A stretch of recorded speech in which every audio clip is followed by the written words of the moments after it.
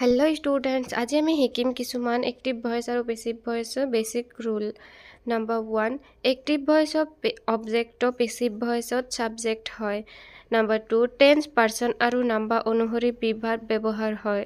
Number 3, verbৰ tense পৰিৱৰ্তন নহয়, কেৱল form হে পৰিৱৰ্তন হয়. Number 4, যিকোনো tense passive voice main verbৰ past participle ব্যৱহাৰ হয়. Number 5, preposition byৰ ব্যৱহাৰ ব্যাপক কেতিয়াবা byৰ সলনি at, with, to, in ইত্যাদিৰ ব্যৱহাৰ হয়. Number 6, verbৰ লগত সংযুক্ত prepositionটো passive voiceত একে থাকে. Number 7, activeৰ subjectটো passive verbৰ শেষত object হিচাপে ব্যৱহাৰ হয় কেতিয়াবা subjectটো এৰিও দিয়া হয়.